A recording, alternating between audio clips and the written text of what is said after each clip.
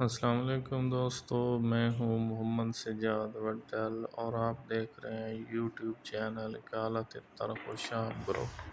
جی تو دوستو، پھر ایک نئی ویڈیو آپ کی خدمت میں لے کر حاضر خدمت ہے۔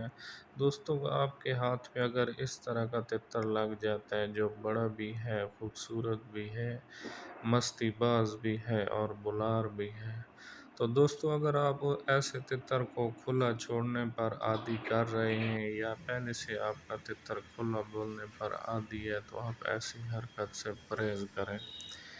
اس طرح آپ کرتے رہیں گے تو دوستو آپ کا تتر جو ہے بالکل وہ گھومنے کا عادی ہو جائے گا۔ جیسے آپ اس کو کھلا چھوڑیں گے وہ مستی بھی کرے گا، بلیاری بھی کرے گا، آپ کے پیچھے پیچھے بھی آئے گا، آپ کے ساتھ لڑائی بھی کرے گا، ہر فنکشن وہ کرے گا۔